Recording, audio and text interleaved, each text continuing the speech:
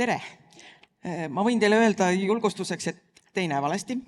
Ausõna, ma olen investor Toomas ja ausõna, minu nimi on Jaana Saarkoppel. Ehk et igapäevaselt olen ma selle mehikese üks osa. Ja see mehike sai 59 aastat vanaks. Ehk et tal on kohe-kohe tulemas pensioniiga kätte. Ja kus siis veel küsida, kui nende kahe jube ägeda inimese käest. Meil on siin tõesti Eesti muusika raudvara või muusikute raudvara Ivo Linna ja särtsakas õpetaja Rita Kadaja. Ja teate, me andsime neile ühe kodutöö. Ja me andsime neile sellise kodutöö, et nad pidid oma kulusid jälgima. Ja ma loodan, et tehniline tiim on saanud nüüd selle slaidi valmis ja võiks selle nagu siia kohe üles kuvada. Ja mina nii kaua vaatan teile otsa ja me oleme kõik kuulnud seda, et pensionärid istuvad kodus, koovad sukka, kulusid neil ei ole, täielikult säästurežiimil tõmbavad pidurit. Mina ei usu seda. Ja mina tahaks nagu sellist asja küsida, parafraseerides Ivo ühte sinu laulu, et kuidas läks sul see mäng nende kuludega? Tere kõigepealt, head inimesed. Minul on põhjust üldse mitte viriseda sellel lihtsal põhjusel, et tänu saatuse hea tahtlikkusele, ma pean ikka püsti seisma, on jätkunud tööd, sõpru, tervist, mis on kõige tähtsam asi. Nii et ma väga kurta ei olegi saanud ja ei peagi. Ja kuidagi elu kasvatus, ütleme lapsepõlv, on teinud mingisugused asjad ikkagi selgeks, mis neid kulutusi iseloomustavad. Ma olin väga väike poiss, meil vanemad ei jaganud kahe käega taskuraha. Me viisime vana paberit kokkuostu, korjasime pärast Saaremaa Kuressaare Lossihoovis toimunud laulupidusid, käisime järgmisel hommikul, korjasime tühje pudeleid, viisime ära, me saime sealt selle jäätise raha. Nii et ütleme, raha väärtus mul sai lapsena üsna selgeks ja hiljem juba koolipõlves ehituste labitöödel käies, siis küll oli hea tunne saada see piskukene palgake ja midagi oma teenitu eest osta. Ja ühe asja tegi mulle ema selgeks küll, ütles, et ära sa kunagi ka suures hädas ürita mitte võtta võlgu, sest nagu Eesti rahva tarkus ütleb, võlg on võõra oma. Ja ma olen seda järginud. Kui ma vaatan seda sinu, seda pirukat nendest kuludest, ma vaatan, et siin riietuse peale ei ole midagi nagu kulunud, et aga kikilips teeb ju mehe šikiks. Et kus siis nüüd need on, et kas kõik need esinemiskostüüme on nii palju kodus, et enam ei ole vaja? No, ma hakkan jälle nooremast võlest pihta, kui omal ajal ja minu juuksevärviga inimene mäletab neid aegu, tulid kusagilt Soomest mingid välismaa teksapüksid või tossud või sul pidid need olema ja need maksid üüratud raha. Aga kus sa siis selle kommunaari kingaga nüüd ikka eputama lähed? Ja siis kulus neid asju. Aga praegu ma võin öelda tõesti, uskuge või mitte, mul on riietusega väga hästi. Mul on jah mõned esinemispintsakud, aga üks ainuke ülikond, must ülikond, tänapäevane kvaliteet on nii hea, ma ei pea teda trikkima ega viikima, kui on vaja, panen selga ja pärast läheb kappi tagasi. No mul ei kulu neid riideid, sest enamuse aja ma elan ju Muhus ja minu peenema sõnaga öeldakse siis dress code. See on dressid ja kalossid. Ja nii ma seal käin, saavad mustaks, peseme puhtaks. Nii et mul ei kulu neid riideid pööraselt. Ja see tavaline, mis te praegugi mul seljas näete, see ongi mu tavaline nii-öelda väljanägemine. Neid pusasid ja teesärke on muidugi ja neid ma vahetan, aga ma ütlen ausalt, ma ei mäleta, millal ma viimase riidetüki olen poest üldse ostnudki. ja noh, ei kulu, noh. ma vaatan seda pirukat ikka veel, aga sul oli selline tore, nagu 1/2 on seal selline elu. Sa ütlesid, et elukulud, mis need on? No kui me neid protsente, ma ütlen, et see on täielik jura, mis siin on. Sest et eks elu peale muidugi läheb raha ja vahepeal tahad sõpradega pidu teha, siis on vaja kuskil käia mingitel kontsertidel, ja teatrites, mida me ikkagi vägagi usinasti teeme. Ja vaat need on need kulutused, et kui ikka tahad minna mõnd armastatud artisti või etendust vaatama, sa võid ju kiruda, kuidas on piletihinnad tõusnud ja niimoodi. Aga sa lähed. See käibki elu juurde, need väikesed rõõmud ja olemised.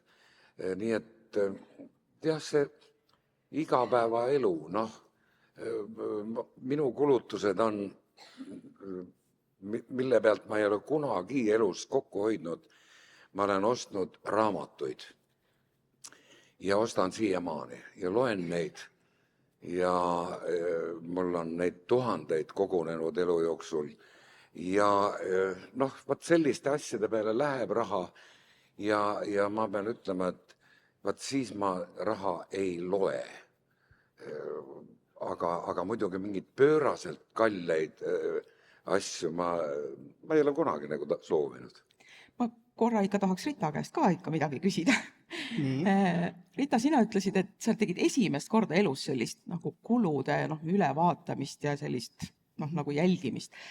Sul on transpordireal, ma vaatan, päris kopsakas summa ja veebruarikuus sa ütlesid, et sul olid ka sellised ühekordsed erakorralised kulud, maksid siin suvise reisimaksu ära midagi ja ütlesid ka, et toidule läks üllatavalt vähe raha.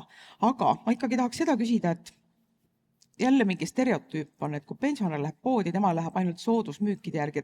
Kas sinul on ka siis see poodi soodusmüükide ajal selline adrenaliinilaks veres, nagu Ivo Linnal võib-olla lavale minnes?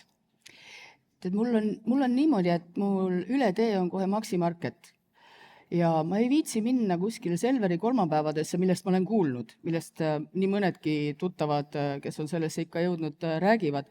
Aga ma lähen poodi, kui mul on midagi vaja ja ostan sealt. Ja siis, kui telefonipakkuja mulle midagi pakub, ütlen ma täpselt samamoodi talle. Kui mul on midagi vaja, lähen ma poodi ja ostan. Ja tõepoolest ma ei ole seal vaadanud neid kollaseid silte ega midagi, järelikult ei ole vaja olnud, et ma tean, kui palju mul arvel raha on ja üleliigset, nagu ma olen eluaegne õps, arvatavasti ei kuluta. Aga käid sa siis nimekirjaga poes või öeldakse, et võta nimekiri kaasa, siis läheb vähem raha? Nimekiri mul on. Sellepärast, et ega siis väga võib-olla on mäluga hakkab probleeme tekkima mingil hetkel, aga praegu ei ole. Ja ma olen ka teinud nimekirju, kui on ikkagi mitu asja vaja osta, sest on juhtunud nii, et lähed käuksti poodi, nimekirja pole, teed tiiru ära, midagi ostad ja vaat selle jätan ostmata, mille pärast ma sinna poodi üldse kuramus läksin. Väga tuttav. Aga kui ma vaatan neid pirukaid, siis ütleme niimoodi, et Ivo käest mul oli täitsa keeruline kätte saada, et ütlesidki, et tervise peale ei kulu nagu üldse ja Rita, sina panid lihtsalt sinna need ühekordsed prillid ja kulutused, et mis võib-olla tegi selle veebruarikuu kulutuse sellise päris suureks. Mis jama sellega on? Tavaliselt öeldakse, et pensionär ostab palju. Ma selle tervise koha pealt ja apteegi koha pealt ütlen, et tõepoolest prillid ma pidin omale nüüd uuesti soetama ja juhtus see just veebruarikuus. Aga apteegis ma käin vitamiine ostmas ja nüüd eile hommikul avastasin, et vitamiinipurk oli ka tühjaks saanud. Mul ei ole rohkem olnud apteeki asja, vabandust. Olen terve. Ja mul on see värk, et mul kulub küll meditsiini peale, aga mitte väga palju, sellepärast, et kunagi hakkas mind ohustama diabeet ja mu kallis perearst ütles, et nüüd pead oma harjumusi ikkagi muutma, mitte iga päev 2 pakki halvaad sööma ja sefiiri, mida ma muide tegin. Ja ma jõin ka seda päris õlut iga päev, ikka paar pudelit ja siis läks kaal väga hulluks. Aga praeguseks on kadunud 44 kilo ja ma iga päev ikkagi söön neid kolesterooli ja ma ei tea, mis need tabletid on. Ja olen truuisti neid tarvitanud, aga õnneks tervis on pidanud vastu, nii et mul mingisuguseid selliseid tohutuid tagasilööke pole olnud. Ja mis puudutab prillidesse, siis mul oli 3 või nüüd juba 4 aastat tagasi oli silmavõrkesta rebend. Käisin operatsioonil ära ja siis ma mõtlesin, et mul on lugemisprill pluss 1,5 olnud juba 20 rohkem aastat. Siis ma mõtlesin, nüüd tuleb terve hunnik uusi prille osta, aga see taastus kõik ja nii, et mul need vanad prillid käivad edasi. Ei läinud vaja. Aga milliseid selliseid pensionäridele pakutavaid soodustusi te kõige rohkem olete ära kasutanud või kasutate te neid üldse, Rita?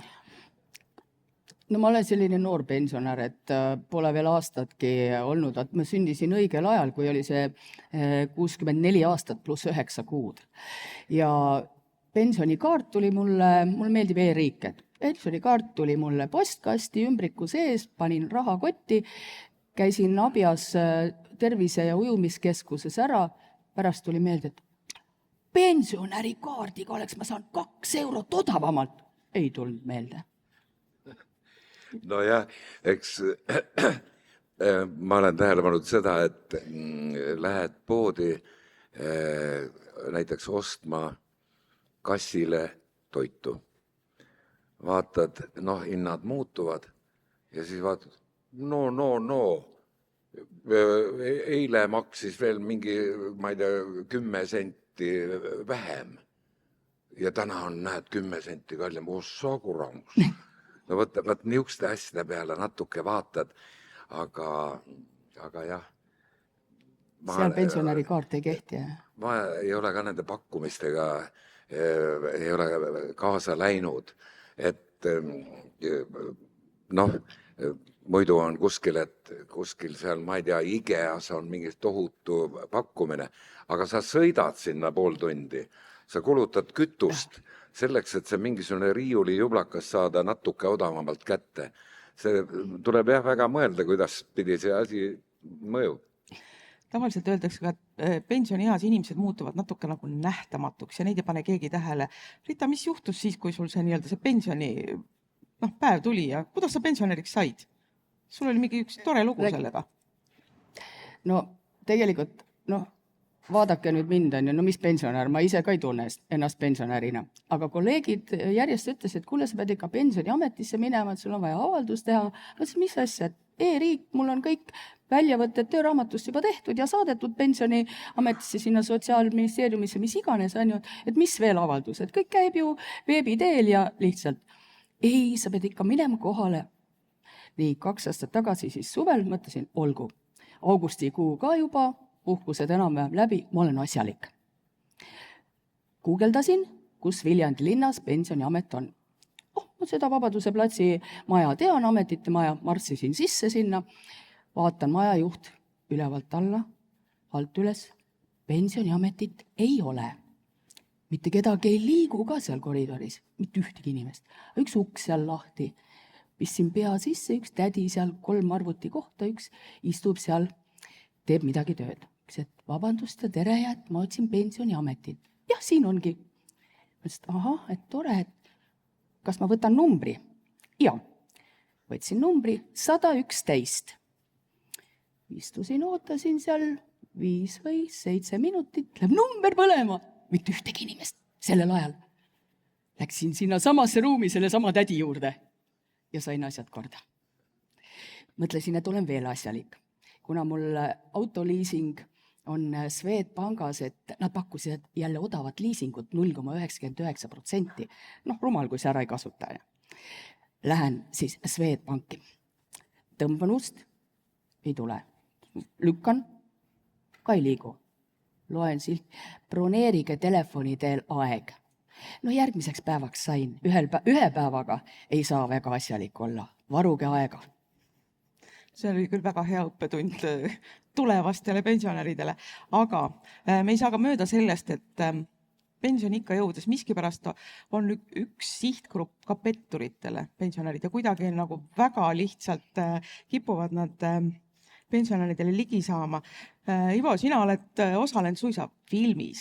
Rain Rannu film Uus raha, mis sügisel linastus. Sul oli seal selline tore episoodiline roll, kus siis nii-öelda telefonipetturid sinu käest raha välja petsid ja siis seal lõpus sajatasid väga tõetruult petturite suunas. Kurad jahvid. Jaa, no ma ei ole kunagi petturite ohvriks langenud, kuigi juba kusagil 90-ndatel tuli ju teade, et no siis, kui mobiiltelefon hakkas juba olema. Jaa, sõnum tuli kuskilt Nigeeriast. Te olete võitnud 1 000 000 krooni, aga selleks, et te selle kätte saaksite, saatke meile sinna 6000 krooni kohe. No võib-olla mõni õnnetus tegigi niimoodi lootuses kiiresti miljonäriks saada. Aga neid isegi täna muide tuli telefoni peale mingi pikk ingliskeelne jutt, et ärge seda kõnet eirake, saatke oma kõik need koodid ja värgid ja pinnid ja mitte pinnid sinna ja te saate jube rikkaks. Ja kõige naljakam oli 1 kuu aega tagasi tuli teade, jälle ingliskeelne Amsterdamist. No mina käisin Amsterdamis 10 aastat tagasi. Kõik oli tore ja nüüd tuleb siis teade. Teie olete broneerinud Amsterdamis mingisuguse hotelli ja meil on rõõm teile maksta broneeringust. Te olete saanud soodustust mingi 6,99 € tagasi. Saatke meile oma andmed kõik, te saate selle 6-7 € tagasi. No tule taevas appi, tahaks öelda. Aga muidugi on selge see, need petturid arenevad võib-olla samm eespool nende jälitajatest ja nad on väga osavad ja no eriti julm on see, kui keegi saab sõnumi, et vaat teie lapsed või lapselapsed, lähedased on sattunud kuskile EMO-sse reanimatsiooni, nendel on kiirelt vaja raha, et ravida lasta end. Vaat see on jube.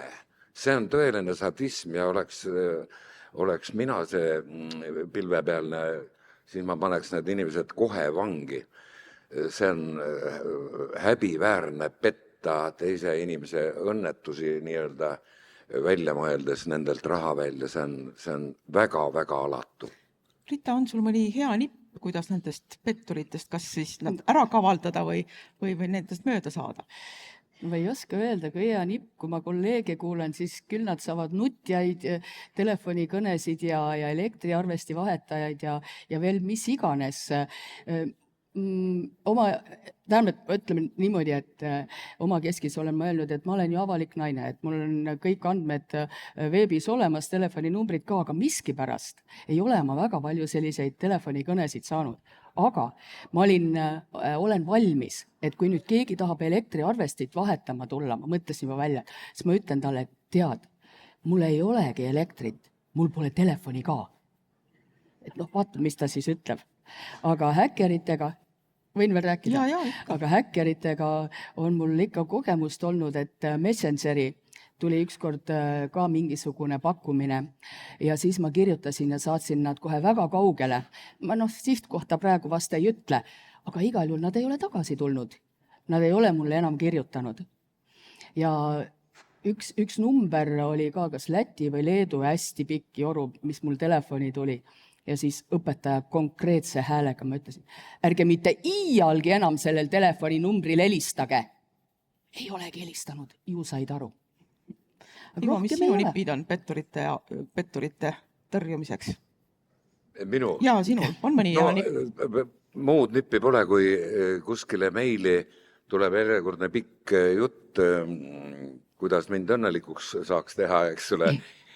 Siis ma need sõnumid, nii palju ma sellest arvutivärgist tean, kuigi ma ei tea sellest suurt midagi, aga ma saan need kõik ära kustutatud ja blokeerin neid sõnumeid, nii et ega mul mingit muud nippi pole omal ajal ja küllap ka praegu kõige raskem on olnud mõnikord mõne kaubanduskeskuse juures lahti saada inimestest, kes tulevad, naeratavad juba kaugelt ja ütlevad, tavaliselt vene keeles on see käinud, oi, mul on just teile kingitus. No see kingitus on siis mingisugune riidetükk või asi või mingi kahvlite nugade komplekt on pakutud, panne, potte. Nii, mul on teile kingitus. Sa võidki minna nagu, kui antakse muidu, kes see siis vastu ei võta. Ja siis nad hakkavad sulle peale pressima niimoodi, et sa ei saa nendest enam lahti. Ükskord oli Muhus, tulid õue peale ja ma sain nendest niimoodi lahti lõpuks. Ma ütlesin, et kui te, sõbrad, kohe ei lahku, siis ma kutsun politsei. No siis oli kiire minek. Siis oli kiire minek. Need ei tasu selle näilise õnne peale väga hulluks minna. Ma esiteks polegi vaja midagi, aga jah, neid pakkujaid on olnud just parklates küll ja küll ka veel. Täna on meil pensionipäev, pensionisambad on nii-öelda populaarne teema, eks ju, et inimesed sinna paneks. Teie olete mõlemad sellised, kelle neid ei ole. Rita, sina veel ütlesid, et see 3. sammas on sulle nagu ausammas ja seda sa vaatad nagu kaugelt ja teisest sambast võtsid sa ka raha välja ja sa ostsid korteri, sinust saab nüüd üüriinvestor. Kust see julgus tuli? No see, et kõike ausalt ära rääkida, pean ma natukene alustama kaugemalt. Müüsin suvila ära ja paar aastat tagasi see juhtus ja vaat ei lasta inimesel õnnelik olla. Tuttavad sugulased, kuule, et sa pead selle rahaga midagi tegema, et inflatsioon sööb selle ära. No vahetevahel ma ikka vaatan oma pangakontot, midagi pole ära söönud. Ikka on sama summa. Aga allun jälle provokatsioonidele ja leidsin ühe hea korteri pakkumise ja davaiga teeme ära. Ja pensionisammas, mul seal oli ka kogunenud juba natukene, et võtan selle teise pensionisamba välja ja teeme siis nii. See 2500 Eesti riigile, sellest 10%, mul pole kahju Eesti riigi jaoks.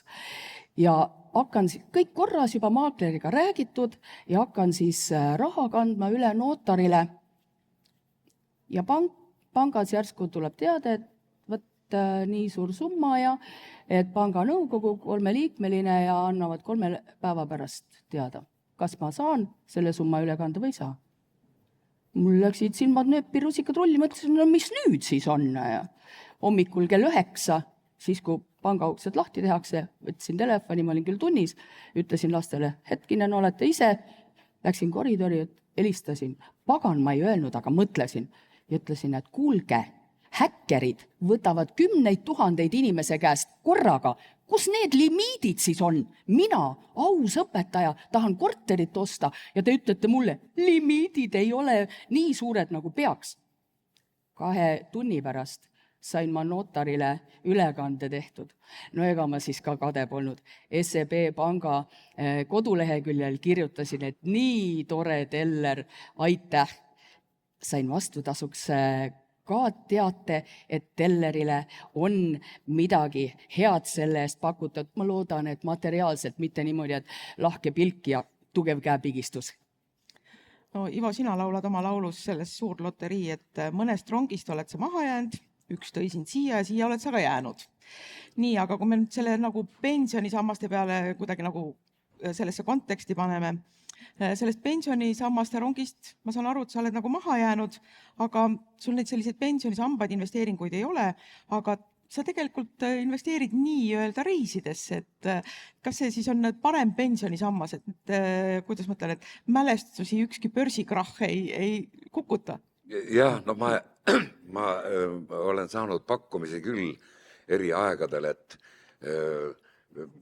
hakka investeerima, ma ei tea, millesse kõigesse, et kohe mingid püramiidskeemid, omal ajal olid need väga moes. Isegi mu mõni sõber tegeles sellega, ütles, et kohe näed, astu selle asja liikmeks, hakka investeerima, läheb tead aasta mööda, sa oled kohe miljonär valmis ja niimoodi. Aga ma olen kogu elu,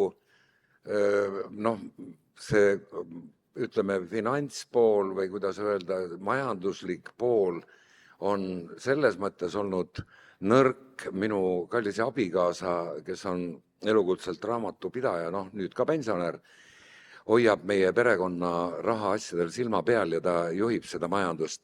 Et ma oleks pigem väga halb ärimees, ma ostaks kallimalt ja müüks odavamalt edasi. Nii et pigem ma mis ma siis kui ma asja ei tunne, ma ei taha selle asjaga kaasa minna, ei ole kunagi tahtnud, nii et kui reisidest rääkida, siis on olnud elus unistusi, kuhu tahaks minna. Ja need unistused tekkisid kõigepealt lapsepõlves, lugedes raamatuid. No ma tahtsin näha, kas need püramiidid seal on Egiptuses nii suured, kui pildi pealt paistsid minu kui lapse jaoks. Ma sain sinna ja veendusin, et tegu on tõelise maailma imega. Ja neid kindlaid reisi sihtkohti on olnud veel, et mind on huvitanud alati kultuur, ajalugu. Ma voorin läbi kõik muuseumid, mis mu tee peale juhtuvad, sest ma olen muuseumitöötajate laps ju ja see teema on mind alati huvitanud, nii et reisid on jah see investeering, et sa saad midagi, mis jääb sinusse. Vanasti ma tegin väga palju pilte iga nurga pealt. Nüüd on see kirik, nüüd on see uks. Nüüd ma teen ka, aga mitte nii palju. Mul on neid albumeid reisidest küll. Aga pigem see, mis jääb sulle vaimu silma, toob mälestused esile, lõhnad, maitsed, need inimesed, kes seal kohapeal elavad, kohtumised ühe või teisega. Vaat see on see reiside võlu. Sa saad maailmaga tuttavamaks. Me räägime täna kuludest ja ma teeks teiega ühe hästi kiire sellise mängu, sest me võiks ju siin tunde ja tunde rääkida, aga et saaks ikka rohkemalt aimu. Teeme nii, et mina ütlen teile ühe väite ja kui te olete sellega nõus ja see teie kohta kehtib, siis te tõstate lihtsalt käe ülesse. Kui ei kehti, võite rahulikult edasi istuda. Nii, ja esimese küsimus, mis ma teile esitan, on see, et kas te teate peast, mis kuupäeval on teie kodupoes parimad sooduspakkumised? Sama siin. Nii, aga kas te olete viimase kuu jooksul ostnud midagi täiesti mõttetut, lihtsalt sellepärast, et tuju on hea? Nii harva käin poes ausalt öeldes. Nii, aga seda me natuke juba rääkisime, aga ikkagi, et kas vastab tõele, et pensionärina kulub riietele vähem raha kui varem? Ma arvan küll, et nii on. Nii, aga kas te eelistate hoida vaba raha pangaarvel, nii-öelda käe ulatuses, selle asemel, et kuskile fondi nii-öelda lukustada, kinni panna? No fondiga võin rääkida. No. Ega ma neid fonde väga hästi ei usu, eriti praegusel häkerduse ajal, aga mõtlesin, et ühe investeeringu teen ja kui pakuti aasta tagasi, et Eesti Vabariik pani oma võlakirjad müüki. Kohe tegin ühe tehingu ja alguses vaatasin pluss 60 eurot. No väga tore. Nüüd vaatasin pluss 24. Kui ära hakkavad võtma, siis ma lõpetan ära. Aga 2 kiiret küsimust veel minu poolt selle jah-ei vastusega. Kui pesumasin ja kohvimasin korraga katki lähevad, kas siis kuu lõpuni on majas finantskriis? Ei ole. Ei ole. Ja kas te olete siis nõus, et pensionäril on vähe kulusid? See on täitsa oma teha. Kui sa tahad kulutada, mõni võib-olla tahab rohkem kulutada, kulutagu. Aga ma pean ütlema, et minu kulutused või meie perekonna kulutused on siiski väga, väga madalaks läinud ja jäänud, sest me teeme ise süüa, teed kapsasupi valmis, sööd 3 päeva. Poest on vaja teinekord ainult leiba osta ja piima. Ja nii, et selles mõttes kulutused on tõesti, mõnikord tundub, et on olematud, söögivärgi peale. Muidugi, kommunaalid, autokütus, see on paratamatu. Aga muidu püha müristus, ma võiksin küll öelda, et muidu on madalad, jah. Mina ütleks veel siia juurde, et reisimine ja teatrid, kontserdid, värgid, nende jaoks leidub alati raha. Jah, nii on. Nii, ja nüüd on meil aega ühe kiire saali küsimuse jaoks. kes tahab küsida, käsi püsti? Nii. kõik on selge. Siit on üks küsimus. Nii. Mille pealt te iial raha kokku ei hoia? Alustame Rita sinust. Vot just seesama kultuurikontserdid, teatrietendused, reisimised, me käime kolleegidega igal suvel ikka ühel reisil, nüüd läheme Montenegrosse, nii et selle pealt kindlasti mitte, et enne hoian kuskilt mujalt, las see pesumasin olla katki, küll järgmine kuu saab, aga tegelikult on niimoodi, et ma olen sealt eelmisest aastatuhandest pärit ja siis oli üks selline kultuslause, et kellel on Eestimaal hea elada? No töötaval pensionäril, loomulikult. Ivo, mille pealt sina kokku ei hoia? Ma sain aru kontserdite ja No kultuuri pealt. raamatud, kontserdid ja kui on vaja, ma seal maal ikka nokitsen igasuguseid asju teha, kui on vaja mõni tööriist osta, siis ma olen aledalt purki lennanud, ostad mingi odava, nagu hiinlased, tööriista, mis sul 20 minuti pärast on lihtsalt katki ja puruks ja viskad minema vannud. Hea tööriist võibki olla kallis, aga ta peab sind vastu, igab su ära. Tööriistade pealt ei hoia kokku, laste ja laste toetamise pealt mitte kunagi ei hoia kokku ja oma naise pealt ka ei hoia kokku. Ja Super! kui on vaja napsi võtta, siis ei hoia selle pealt ka kokku. Ma soovin teile mõlemale, et te saaksite täpselt nii, nagu Ivo oma julges laulus ütleb, olla sangar oma seiklusfilmis, kus siis nagu ohu eest silmi kinni ei pane ja seda kõike hätta sattumata. Aitäh teile, Rita Kada ja Ivo Linne. Aitäh, aga sõbrad, ma piinan teid veel natuke. Asi selles, et alati on tore tulla uude kohta. Ma ei ole selles majas mitte kunagi käinud, rääkimata esinemisest. Aga teid on nii kena näha, et ma möriseks teile ühe laulu, mis kuuldavasti olla olnud Inglise kuninganna Elizabeth II lemmiklaul. Kui ei meeldi, siis ärge plaksutage, vilistage. Kohtume pea, kus ja millal ei tea, kuid küll näed, et päiksepaistel sünnib see. Kiirelt kaob aeg, kui su näol püsib naer, ei siis nukrad pilved taevast halliks tee. Ja kui näed tuttavaid sa, neile ütled ma, varsti emban ka neid. Ikka kõlab me laul ja kui lootus ei kao, elu toob kokku meid. Kohtume pea, kus ja millal ei tea, kuid küll näed, et päiksepaistel sünnib see. Bravo!